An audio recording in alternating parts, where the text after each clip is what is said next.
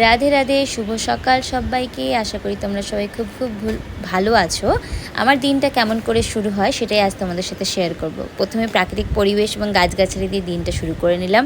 এরপর আমি চলে যাব রান্না করতে। রান্নায় থাকবে সয়াবিন এবং ভাত আর ডাল।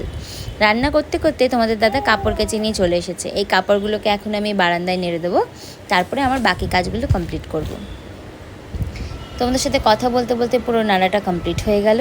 এরই মধ্যে আমি আমার স্নান সেরে নিয়েছি। স্নান সেরে আমি গাছে জল দিয়ে নেব। আমি আমার বারান্দার কিছু ছোট ছোট গাছ লাগিয়েছি, গাছ খুব ভালোবাসি, তাই গাছগুলোতে জল দিয়ে নেব। দিয়ে নেওয়ার পর আমি চলে যাব আমার পুজো করতে। দেখতেই পাচ্ছ কথা বলতে বলতে আমি প্রায় গাছগুলোতে জল দিয়ে নিচ্ছি। সবথেকে বড় কথা, আমি কন্টিনিউ ভিডিও দিতে পারি না, তার কারণ হচ্ছে আমার পক্স হয়েছিল।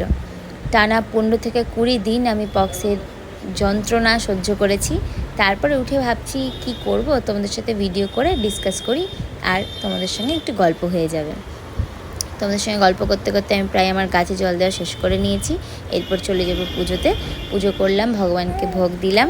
এরপর ধূপকাঠিটা আমি তুলসী তলায় দিয়ে দেবো।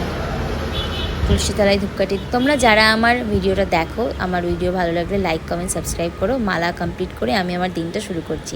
Tata, bye bye.